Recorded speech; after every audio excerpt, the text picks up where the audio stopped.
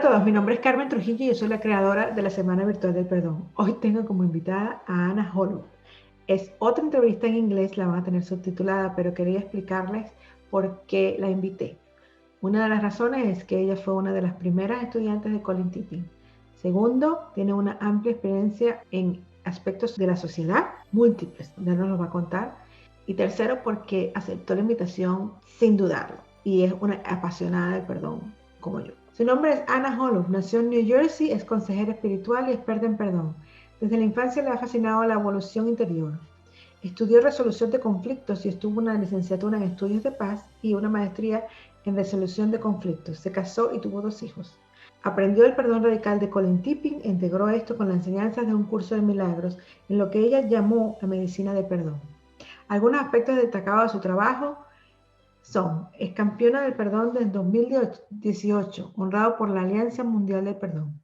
Tiene 20 años como mediadora y facilitadora de grupos, 20 años como consejera individual y de pareja, 8 años trabajando desde la prisión de San Quintín enseñando prevención de violencia a los internos.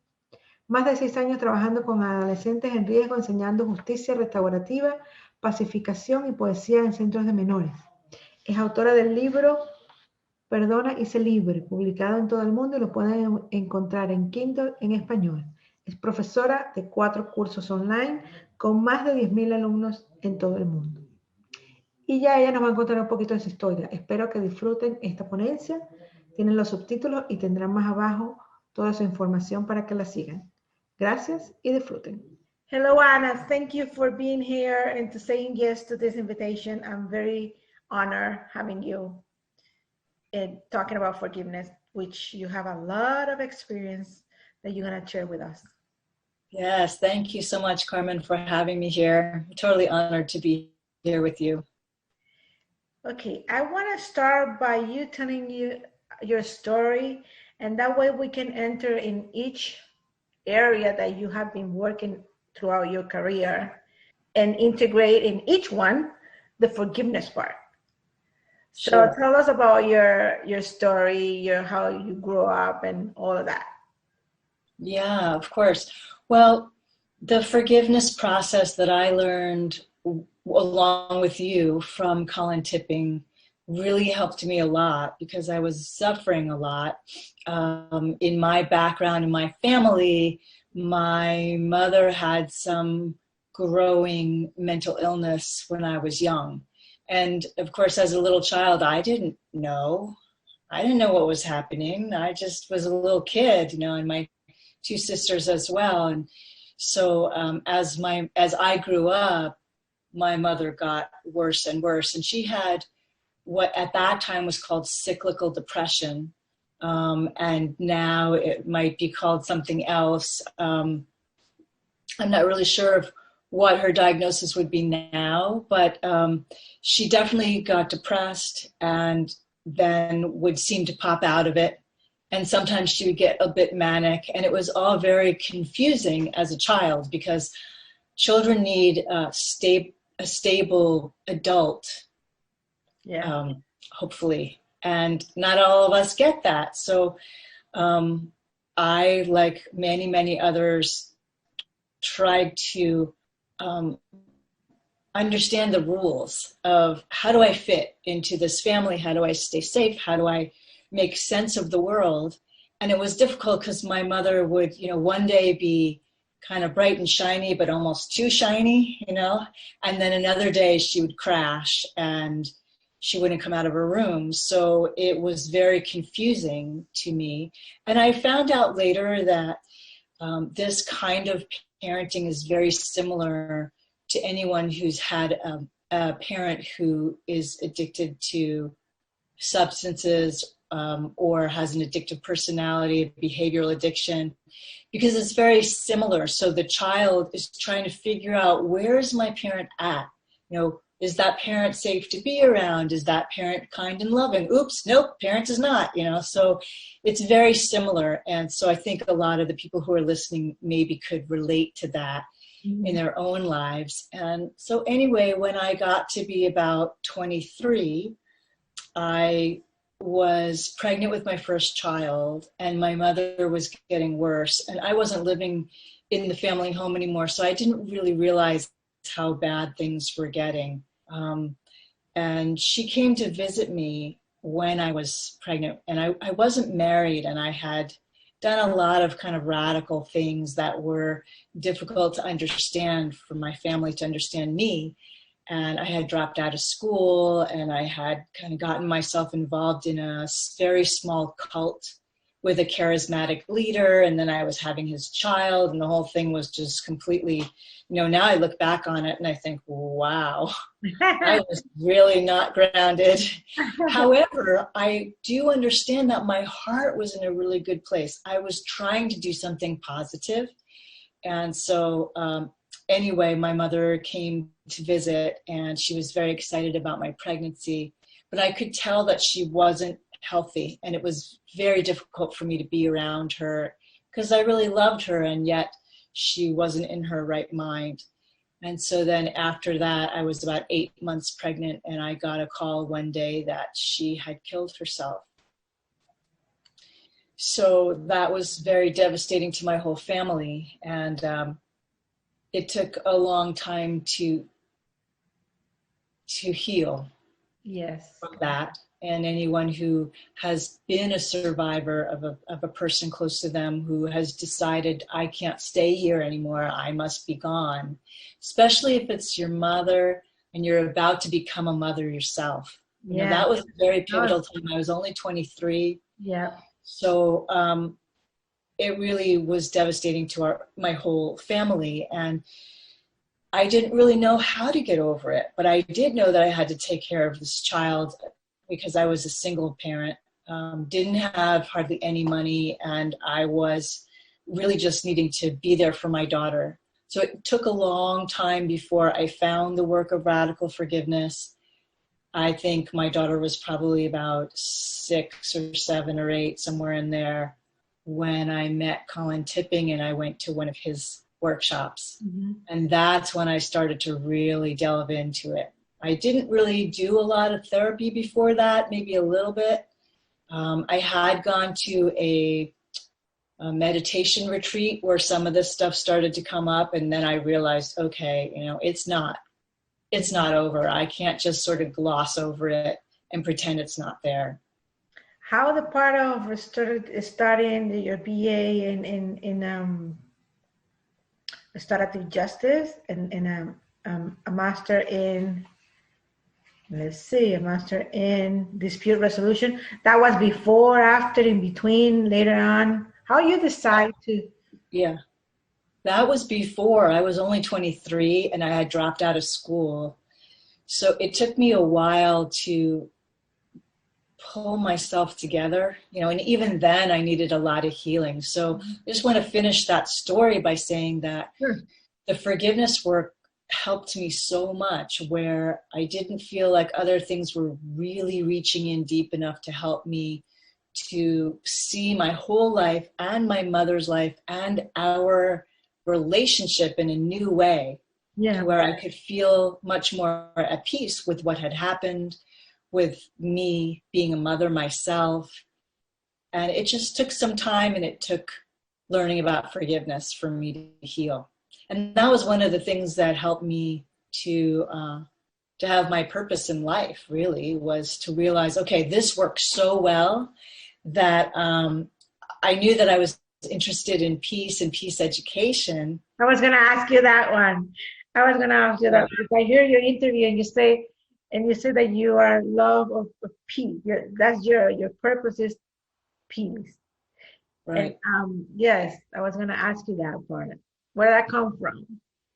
Where did that come from? Yeah. That's a really good question. I feel like I have been holding that question, the question of what's it going to take for us, me, the world around me, the world in general, to be peaceful. I mean, why do we have so much violence in this world? What's going on? Why haven't we solved this problem yet? It's been going on for ages and ages and ages. So I studied that in school. I have a as you mentioned, a degree in peace education. I teach peace education and dispute resolution. I'm a mediator. I've just gotten into all these different ways of like, how can we be peaceful inside and out? But I will say that the forgiveness work is the most powerful. It's the way in which I can bring in some open-minded, open-hearted spirituality into my work. Mm-hmm. And I feel very, very happy that I can share some of the things that I've learned in my own life and the peace that I finally have with other people too. So, but I imagine that when you start, because you say here it's like 20 years, I don't know how many years you've been working in that. Yeah. I imagine that 20 years ago, talking about forgiveness, bringing it into prison, and that must be like, what are you talking about? Yeah. So tell me about all those 20 years. How is the evolution of that? Right. Well, when I first became a professional, and this is before I got into the forgiveness, I did the peace studies, and then I did a master's in dispute resolution. So I started off doing mediation. And even at that time, that was, 25 years ago. And so people didn't really know what mediation was. Yeah. They just were used to going, if they had a conflict, they either called the cops or they got a lawyer or they ignored it or they went and punched the person out. Those were the options, right? So mediation was another option, but a lot of people didn't even know what it was or what it was used for. So here I come out of graduate school. I'm like, yay, I'm a mediator. Let's not call the lawyers yet. Come talk to me. We'll work it out. I will be the neutral person. We will have time to speak and make sure that you two understand each other, or if it's a group of people, usually it was just two people. I found out very quickly that I had to teach. I had to educate the public as to what I even did. Yeah. So I did that, and it added extra work for sure, but I was passionate about it. And then when I got into the forgiveness work, same thing happened all over again. People are like, what? You do what? Huh? And they couldn't really understand this forgiveness stuff because nobody had ever told them, oh, this is a thing you can learn. This is something that is possible to develop as a skill. And an inner skill that we can learn to do, but we have to practice it. We have to be very sincere about it. And then there need to be, of course, teachers to teach people how to do it. And Colin Tipping was my teacher and your teacher. God bless him. He's now with the angels helping us out.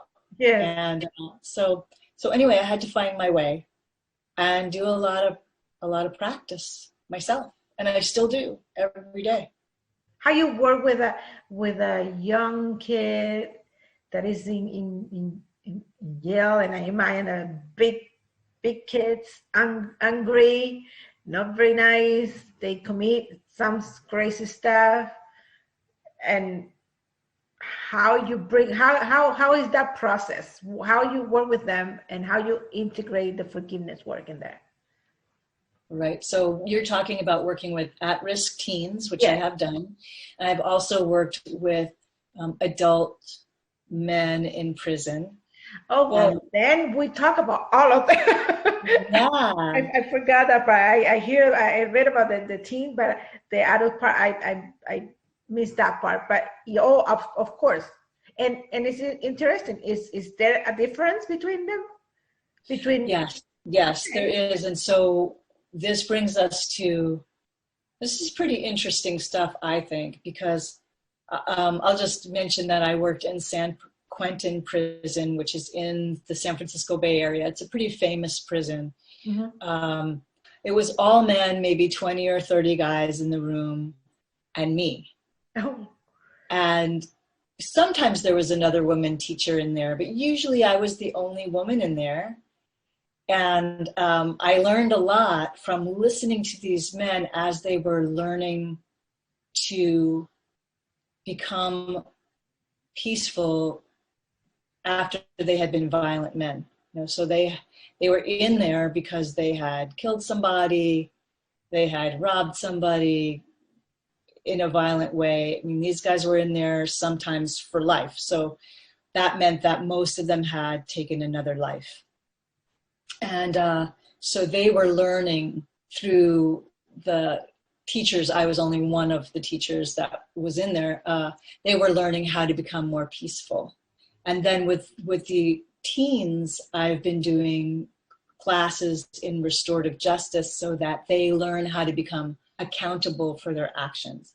And the difference that I see between the adults and the kids is pretty much what you probably would think. You know, the adult men, one of them said, yeah, we need to be in here 10 years before we're ready for this kind of deep introspection. They weren't familiar with taking a look inside of their mind or really tuning into their heart and looking at their past history without running out the door, you know? So there's a certain amount of maturity as a person that we need to have developed before we're willing to sit down and slow down and really be accountable for our actions. So when I work with the kids, the teens, most of them are boys, some of them are girls, but not that many girls enter the program. Right now, I'm a volunteer for a nonprofit nearby in my town in Southern Oregon. And so we teach accountability to the kids, and they have to tell us exactly what happened. And I ask a lot of questions like, whoa, where were you at? Were you high on drugs? Were you depressed about your girlfriend breaking up with you? Like, why do you think you ended up doing the crime that you did, whatever that might be? So what I see for the young teens is that even if a young guy, 16 or 17, shows up for the class, inside, it's very possible that he's only 12 or 13 inside, maybe even 11. In this big body that's capable of, you know, making a baby, capable of wrecking a house, capable of violent, you know, fighting. And so that person, you know, thinks he's a man because he's got a big body, but inside he could be much more closer to a, you know, a preteen developmentally. So I feel like the people like me who do this kind of work, we have to really be very kind and compassionate and make a connection, you know, and then learn, where's this person at? Because the forgiveness work itself really takes a certain amount of maturity. So I don't always talk about it, especially if it's a restorative justice kind of a class. Then we're talking about being accountable for your actions and seeing the ripple effect, you know, of a lot of times kids would say they do some vandalism and they, for instance, they go into some house that's under construction and they get the paint out and they throw the paint all over the walls and they drink some beer and then they break some stuff and they're having a great time. And then they get caught. And then they have to do their time in juvenile hall, but unless anyone says to them, look, you know, you might have thought you were having a great time, but what about the builder? What about the person who is about to move into that house? And we go through a lot of the detail of the ripple effect. So we don't necessarily talk about forgiveness, but it sometimes comes up that when we do the meetings with sometimes we do the meetings with the... Let me ask you something. They have to go or is voluntary? Well, good question. So in the program that I'm working in now, the youth have to go to the program. They are sent by the judge. It's part of their adjudication. So they need to, you know, spend some time in juvenile hall. They need to do some community service hours, and they need to go to this program if they get sent to the program. So they have to show up. If they don't show up, then they usually get more time in juvenile hall, and there's some incentives for them to just finish the program. What's great about it, though, is a lot of the kids get a lot out of it. It's It's 5 sessions. It takes place in 1 month. And they're with a group of other kids so that they see, okay, I'm not the only one. And they have to learn these lessons about taking responsibility for themselves. And then there are times, depending on the case, where they need to meet with the person that they have wronged, that they have harmed. And often they will apologize. They don't have to apologize because we can't force them to do that, but they have to at least be accountable and look the person in the eye and say, yes, I'm the one who vandalized your house. And that does more for those kids than just sitting around in juvenile hall being bored and complaining, because they don't want to have to go through that again. And they'll think next time. Yeah. For the adults, it's volunteer too? Yes. It's volunteer. Yes. So in the program that I was in, that was a peace education class, and all those programs were voluntary for the adult men. They don't have to go. And that's helpful because then when they do decide to go, they're not in rebellion. You know, they realize, oh, I need to learn this kind of stuff. And they realize, some of them, oh, I have never been taught how to be peaceful. I need to learn some of these tools and skills. You see, we are connected. I was going to ask you that. I was going to ask you because I understand that they did something wrong and they become all this monster, but there is a story behind that. There is a family situation. There is a story that leads them to be there. The majority of people, there is a story behind a family that is no good, you know, no good economic situation, no good family situation, no good, environment and everything that leads to all that. So you also talk about that, right? Yes. And in my book, actually, I talk about the many layers of forgiveness practice that it actually takes. If when we slow down and really get honest and open and willing to accept healing and do the work that it takes to be clear with ourselves, what are our memories, what is really driving some of our unconscious behavior, and make that conscious to ourselves, then yes, we need to remember, we need to look at all these different levels, like what was the family like?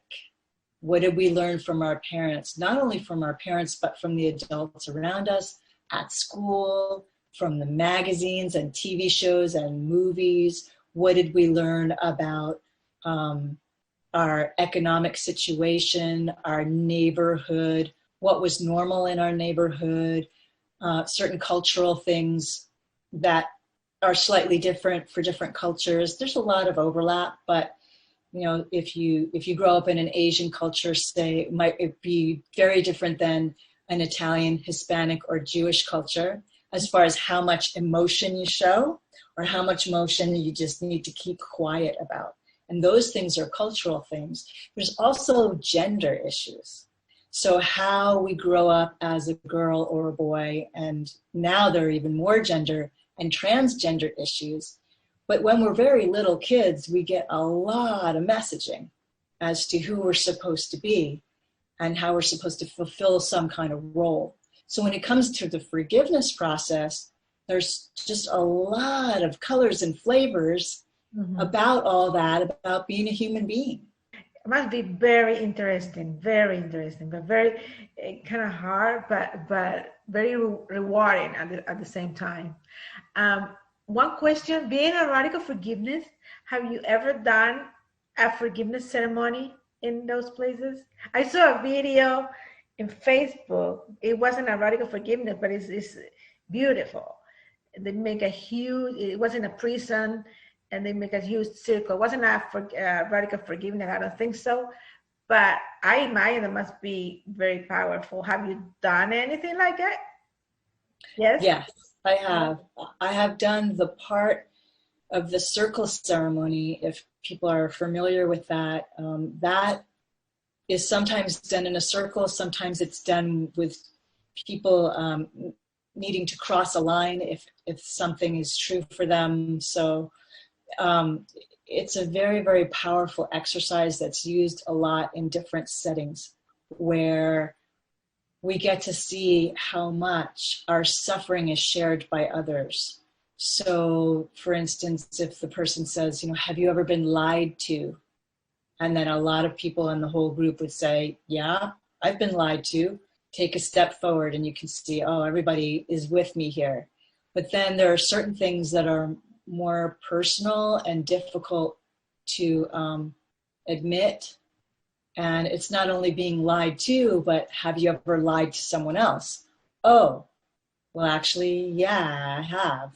So those kinds of things are done a lot in various different peacemaking workshops for incarcerated people and for people who just want to learn and wake up. It's a very powerful one. Yeah. Let me tell something here to the audience.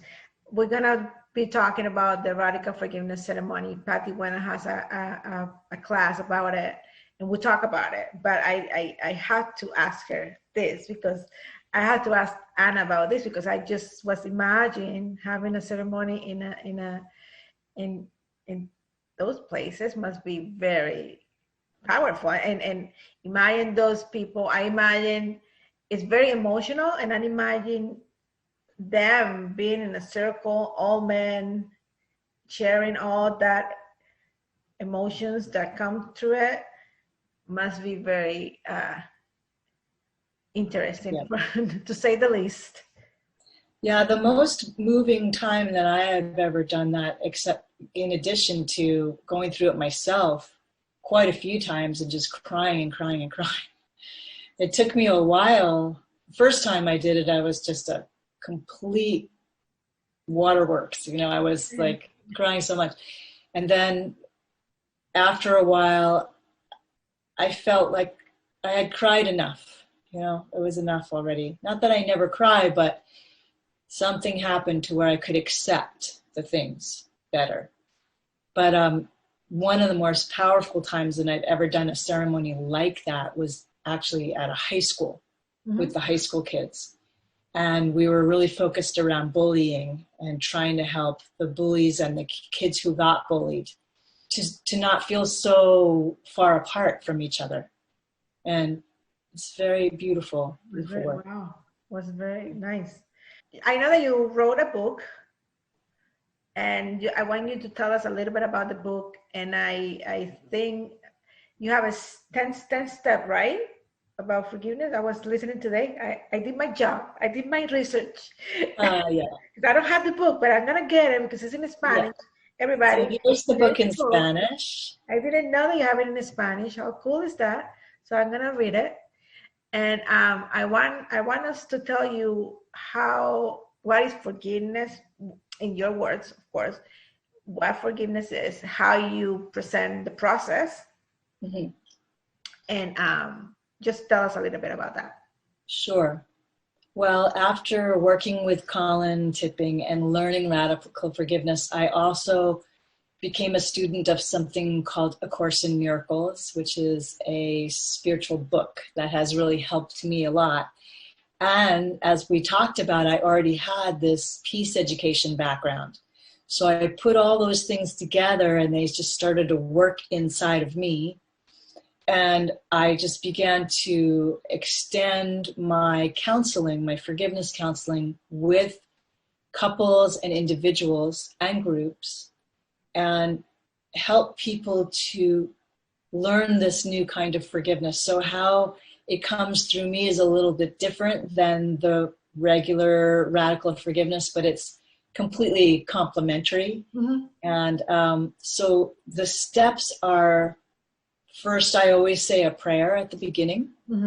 And the prayer is not a religious thing. It's an open spirituality, but it does help us to recognize our spirit and our connection to spirit, and that we go in that direction in order to be healed. So everybody brings their own understanding of what does that mean. So I'm not here to tell you what your understanding of spirit or God or the ultimate reality is, because we all have our own connection. So anyway, in my process, we always do that first. We say a prayer, we come into a sacred space. And then the second part is to examine what happened and also to feel what is currently going on. So for instance, the suicide of my mother, when I first started working with it, it was so huge and I was so overwhelmed. And so I feel like throughout the years, because this happened years ago, I have been able to take off these layers one by one. And I realized that there was a lot there for me, a lot to grow into, to realize, okay, it wasn't just her death. It was also being her child and living the there. Confusion that I talked about when I was young. And also, then there were other things like the special nature of the fact that she killed herself when I was about to have a baby. So what did that mean to me? And what did that mean to my child in my womb that took on some of that grief before she was born? So it helped me to realize, there are some generational layers. Why was my mother, what was going on with her, and what about her mother and her father, and what about all the generations in my family? So it's possible to really delve into this quite a bit. And when we do a session, all of it isn't going to come up at once. So we just do it step by step. We do, if you wanted to go through the steps in my book, you would not be going through everything that ever happened in one session. Just work with whatever rises up. So we say the prayer, we see what's rising up right now, and where is it in my body? And we look to the body because the body has a lot of wisdom. Our bodies hold our joy and our talents and our gifts and our smile and the light of our eyes.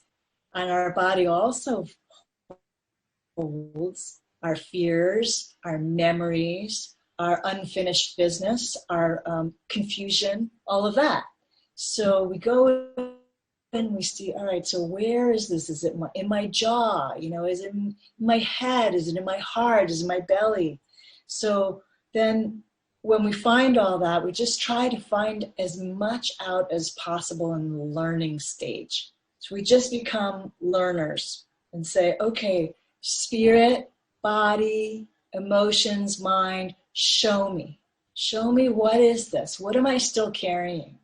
Because I could do this process, and I have, about my mother and her death, and then something new would come up because I've already taken off a few layers and then a new one can rise. Or it might be about something completely different. Mm-hmm. So anyway, we just educate ourselves as much as possible. And then when we're ready, we start letting it out. We start laying it down. This forgiveness process, as I teach it, is about laying down our burdens. It's a soul level letting go. And that's why it's effective. And that's why it's so poignant and deep, because it goes to the very root of who we think we are, how we act in the world, what we think the world is about. And so letting go of the suffering and trusting there's a place to lay it down is essential for our happiness and our peace. We can't feel peace without that. So that's why we say a prayer, so that we have a spiritual place to put the sadness, the fears, the sense of betrayal, the abandonment, all those things that are so, so deep inside of our hearts. And some of it we remember from being really, really young. So, the place of memory of being, say, 2 years old or 4 years old or 6 years old, those places need a lot of compassion and sensitivity and love and care. So I teach in my process how to release with the breath, to let go out of our blood and our bones and our cell walls and our neural nets in our brain, you know? Those are the places that just need to go, ugh. And you can learn how to do that. And then you start feeling it all move on out. But you have to have a place where you lay it down. So then I teach people, it depends on the person, what would they like? You know, I don't push it, you know. Sometimes for me, I love an altar. I love altars as a sacred space. So I imagine the altar of the Holy Spirit. Mm-hmm. And that's where I can give my pain. But to another person, that wouldn't make any sense. And they won't like it. And they'll go away and say, no, I don't like this stuff. So we have to have some other possibilities. So there are a few other possibilities. And these have been used also for millennia in indigenous tribes all over the world because they work. So another is to imagine a huge, vast ocean of love. And sometimes we'll go to the ocean or we'll go to water and say, here, please help me take this sorrow, take this fear. Maybe that doesn't work for a person. So another one is that's very powerful is a sacred fire. Mm-hmm. So to either build a fire or to imagine the sacred fire in front of us so that we have a place. We have to have a place to put it down. Otherwise, we just recycle the thing over and over and over again. And by the time we're adults, we usually know what that feels like. So this is a way out. So once that happens, then we make space. There's this beautiful, spacious quality of silence. Like, oh, who am I now? This is amazing. And usually people will start feeling a lot of peace at this point. And then the next portion is to really receive, because we made all that room. Yeah. So consciously receiving love, compassion, healing, comfort, mercy, you know, all of these things that we didn't know how to get that, you know. And so I will guide my clients of how to receive that with our breath and with our opening, our imagination, but it's reality as well. This loving force is real. It's invisible, but it's real. And so that's the healing that we will receive. So I don't, as a human being, I don't do a healing on someone. I know where the healing comes from. The healing comes from the oneness. It doesn't come from another human being, like we can't own it for ourselves. And in this way, where everyone is equal. So what I do, I see myself as a guide. So I guide the people who want to learn this, but they get it for themselves. I don't do a reading. I don't tell you what color your chakras are. I don't tell you about your past history psychically, none of that. What I do, and that's for other people to do, but what I do is to help you learn how to let go in this deep way. And that's not all. Then once you've let go, how to receive healing and also intuitive wisdom. Because our intuition really, really opens up once we start taking off the layers. And it's not hard. It's not hard to do. Now that you're saying the receiving part is very important, because you live all those years without knowing how to receive. Yeah. And I never think about that. So thank you. Think about that. I mean,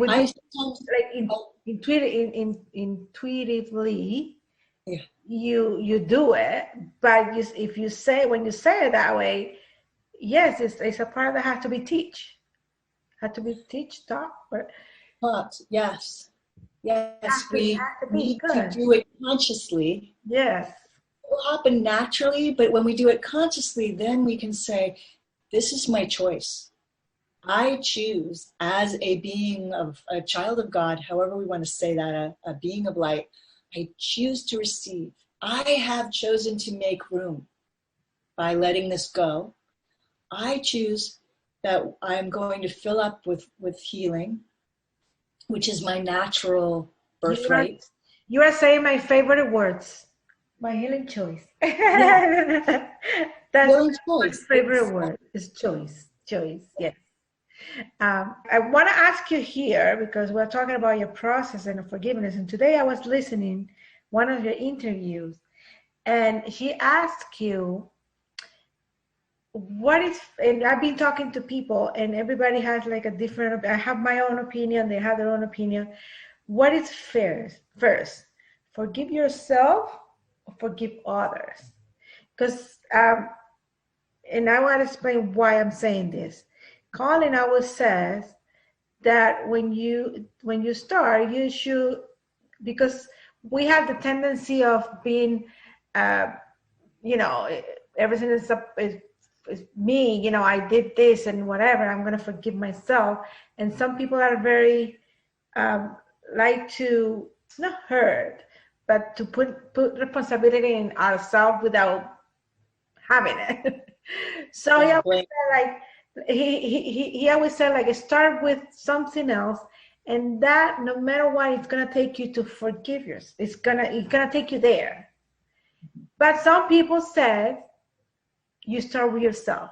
So what is your opinion about that? I hear that part, and I want you to say that part because I love it. I love when you say that. Well, what I have discovered is that usually for most of us, when we come to forgiveness, it's about forgiving somebody else. That's the biggest thing in our minds, because we tend to feel like a victim of somebody else did something to us. Maybe it was really pretty awful, or maybe it was just a small thing, but we got upset anyway. Both of those things happen. So for most people, for learning how to forgive other people is a really great essential skill to learn. And it always brings us to forgiving ourselves in some way or another. And we need to be aware and watch. You know, as we are forgiving someone else, then we realize, oh, well, if I'm forgiving this other person because of this awful thing that they did, then how did I hold this person in my mind? Did I send some anger their way? Did I want them to fail? Was I wanting revenge? You know, those kinds of thoughts. Then we need to forgive ourselves for holding that in our own mind. So for most people, yeah, I would say forgiving others is a good way to go. But for some people, they are, like you said, they're so involved with beating themselves up, you know, and blaming themselves. And some people say to me, I need to come to you because I need to forgive myself. I've already forgiven everybody else. But then this self-forgiveness, it can just be the most tender place of all. So I would say that whatever is arising for you, whatever is taking up space in your mind and in your heart and bothering you day to day to day, then those are the places to start. Just start with whatever is the most obvious thing that is giving you the most pain. And then you start there. So we just start with wherever we're at, because Spirit will show us the next step and the next step and the next step. Just have to listen and slow down enough to be present. I teach a lot about slowing down, breathing, being present in our bodies and in this moment. And that's why I say a prayer at the beginning, because it really brings in the presence so that we can start exploring and find out. A lot of times these things will go together, and the most beautiful forgivenesses that I've done and that I've seen in my clients is when we can understand, like if we start off wanting to forgive something that somebody did, we get to a certain point, like, that person lied to me, that person betrayed me, and then we work through that. Okay, you know, can we lay down that betrayal feeling? Not that the person didn't do something wrong in the world of humanity. You know, when we betray each other, that's painful. And if we break the law or are violent, then we might need to do something about that in this world. But this forgiveness work is really about between us and spirit. And are we walking around as open channels of love, or have some things gotten stuck, right? So we get really honest with what got stuck. And in the betrayal, then if we can also say, well, where did I betray myself or someone else? And when we realize, oh, I know how it feels on both sides of this equation. I know how it feels to be the victim of a crime, of this betrayal, but we don't want to leave out, I know how it feels. Maybe it was different, it looked different, it wasn't so dramatic, maybe it was. To know how it feels to be the betrayer and how awful that feels. And if we can just offer the entire thing to spirit, at the altar, or to the ocean of love, or to the sacred fire, whatever works for you. When we can get both sides of that one and leave all of it, then that's an immense healing that will change your life for the rest of your life. I want to talk about how you work with a person with addiction. That's another social issue. So how you integrate that, how you integrate that work, put those things together. Yeah, I am very interested in this because addiction is such a huge social problem. So many people have either substance addictions, behavioral addictions. It's incredibly painful for the family, for the work life. It's expensive for us as a society. We need better tools. And I got into this work because I started to realize how much my own fears and the places where I was unwinding my own ego were exactly like an addiction. So I realized that everybody who's waking up is in recovery. Now, it doesn't necessarily look very dramatic on the outside, but I feel like we have these subtle addictions to our own memory, to our own victim story, to our sense of who we are. And we're just walking around like, can't stand life, and there's a big old complaint. And that in itself can be an addictive thought. Okay. So if we're going to let that go, then that means we need to be in recovery from that thought. We need to replace it and receive the healing. That's why it's so important. The reception part is so important because it helps us change our minds about what is this life and who are we really. And so that's why I feel like forgiveness is the doorway. When we walk through that door, we leave our past suffering behind, and we have to be willing to lay it down and not pick it back up again, even though there's a habit of doing it. So we might need to forgive ourselves again because we picked it up. It's exactly like recovering from an addiction, because it is, basically. And then when we walk through the doorway, then we get to receive directly the beauty, the light, the vitality of life, that our addiction was holding us down. We were holding ourselves down, wanted to quit, didn't really know how. And then adding this forgiveness piece to the recovery picture, whether you are suffering from a substance addiction, a behavioral addiction, or a subtle addiction that no one else knows about but you. It's quiet, but it's in your mind and it's running and it's recycling and you just don't know how to stop. This forgiveness work will help you to come into peace. And once we're in peace, then we don't need that addiction anymore. It becomes like, I don't care. I don't need that anymore. So this is why I got interested and got trained as an addiction recovery coach. And I work with people who are unwinding their addictions, but I need it myself. And sometimes I work with people, they don't have an obvious addiction, but I will say, like, for instance, just the other day, someone said to me, their victim story. When they said their victim story, I said, all right, so that's your crack. That's your crack. You keep coming back there. And again, it's your hook, into something that's negative.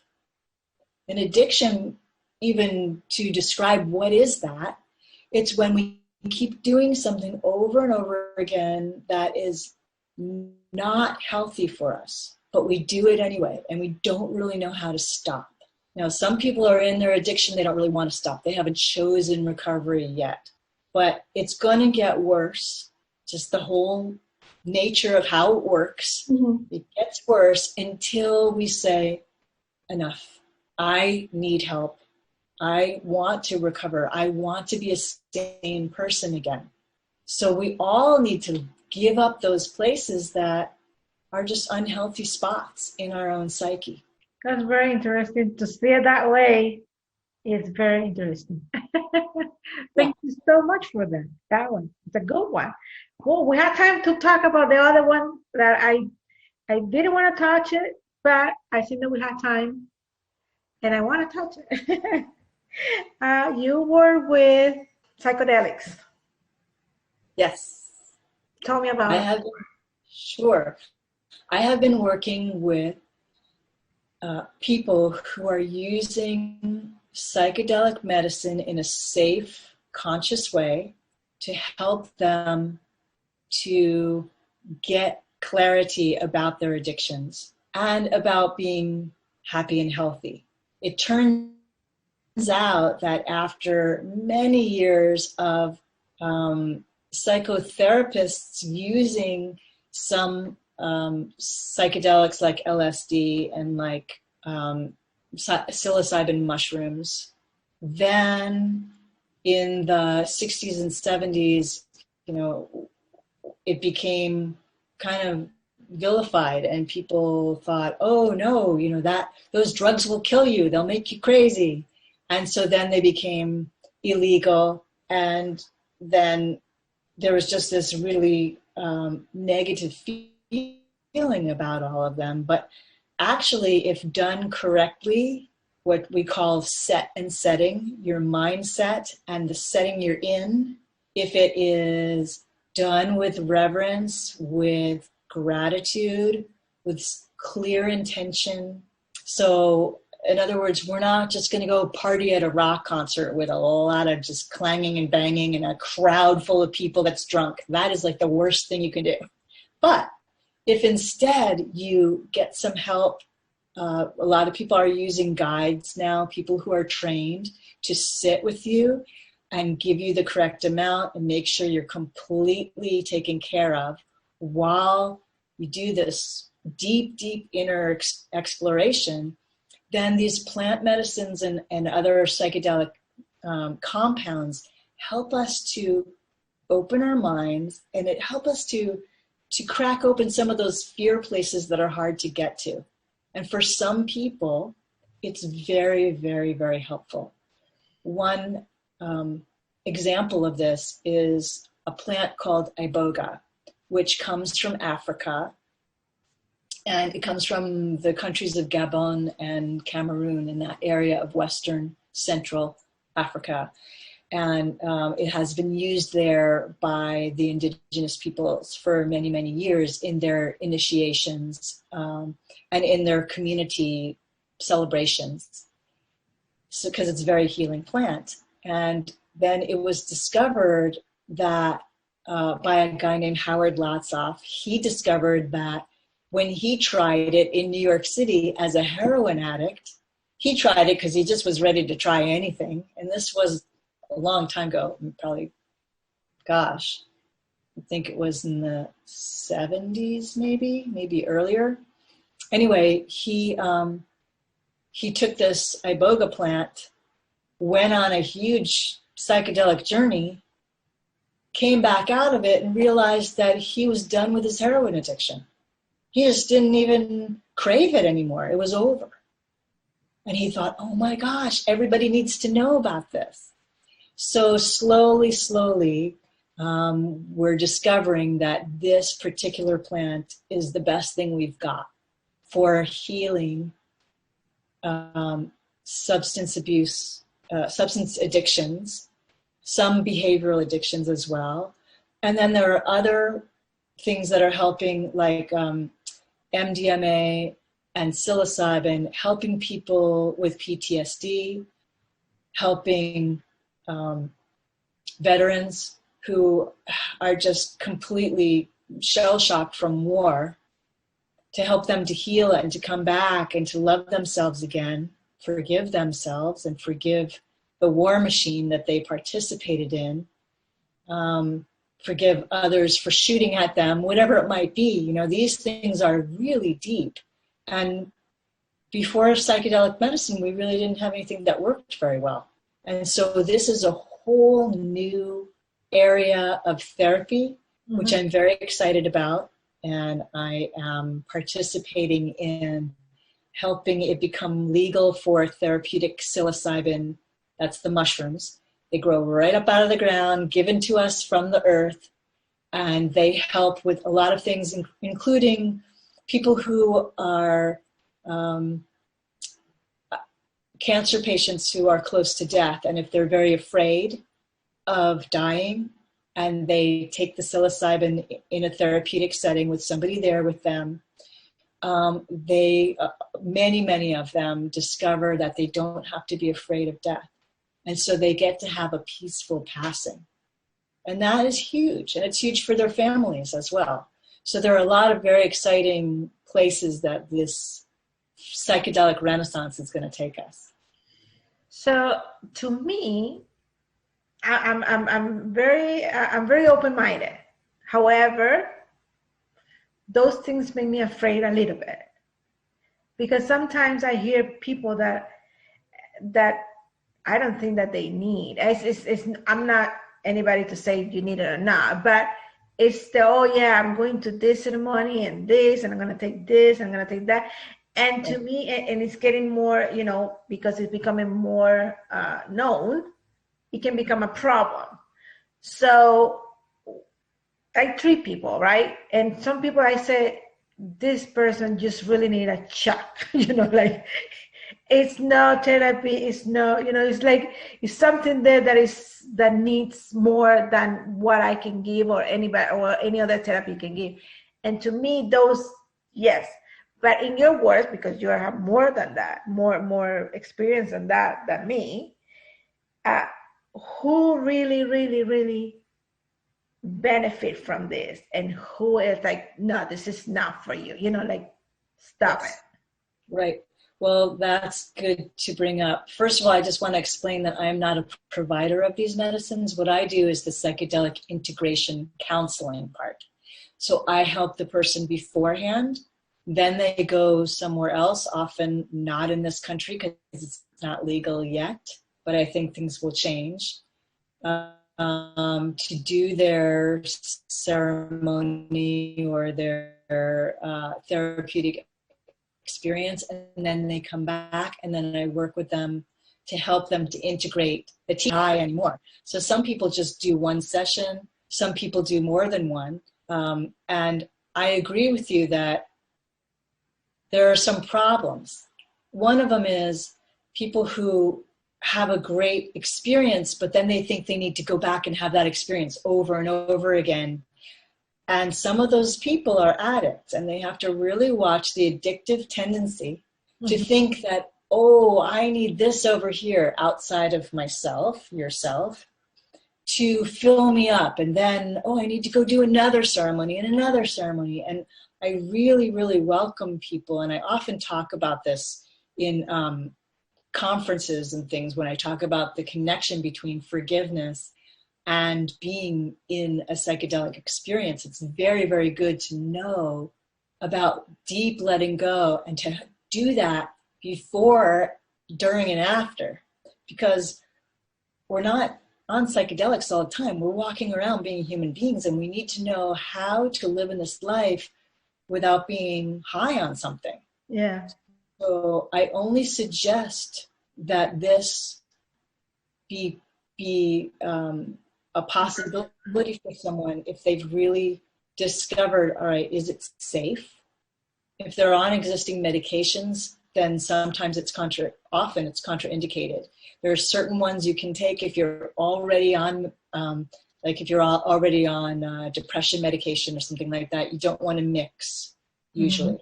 Mm-hmm. There are certain ones you can, but most of them, no. If you have any schizophrenia, no. Don't ever go near it, because that can fracture your mind even worse. But if you have, say, a problem with alcoholism, or PTSD, or you have a terminal illness, or you simply want to open up your mind and your heart to your spirituality, and there's really no pressing problem, but you want to explore, but you're a healthy person, then all of those possibilities are wonderful. But we do need to really watch that we don't go to this substance outside of ourselves and think it's going to fix. These things are tools, and they need to be used correctly. So I hope that explains my position on it. Yeah, and I want you to, I know your position, but I want you to say it, your words. Yeah. I want to be very clear about it, and because I'm very like, wait a minute, not this time, not for you. No, I'm very, my mom is a pharmacologist, my sister is a pharmacologist. I know what these things can do. So, and some people are irresponsible. There is a lot of curiosity, and I don't think curiosity is a good guide sometimes. So, well, I think that we talk a lot, and I love all what we talk, and that's what I said, that this is the social part of why forgiveness is so important. Yes. So I want you to give us some last message that you'd want to give us, and then we say bye after the next one. Great. Well, thank you so much for having me on this beautiful summit experience around forgiveness and what it is. And there's so many great voices, including your own, that are part of it. I think, especially with the political situation that we find ourselves in, the environmental situation we find ourselves in at this point on Earth. The reason why I wore this shirt is because it says, humankind be both. And I've been meditating upon the words of the Dalai Lama recently. His words are, my religion is kindness. Forgiveness brings us to deep kindness. I'm not talking about niceness, that's different, but deep, compassionate kindness for ourselves and for others and for this planet is where we need to be going more and more and more. And the forgiveness, once we walk through that doorway, we will find the kind of peace and freedom that we've always been longing for. And then we'll have so much love and kindness to give. So I hope that you will try it and go deep into your forgiveness practice. Thank you so much, Anna, for being part of this. I'm really honored. And when I do the one in English, you are invited too, because it's going to be one in English next year. So you're going to be part of it. So thank you so much. To the next one. And yes, thank you. And if people want to get a hold of me, then they can go to my website, which is just my name, annaholub.com, and you can find out more about my work and connect with me there. Yeah, all her information is going to be in the webpage, and you can connect with her. I'm going to get your book in Spanish, so we can get your book in Spanish in Kindle. Yes. We realized that today. So to the next one, and don't forget, please, to share this information, get the VIP, and share with mom, father, sister, cousin, everybody, and peace to everybody. Good night. Yeah. Thank you.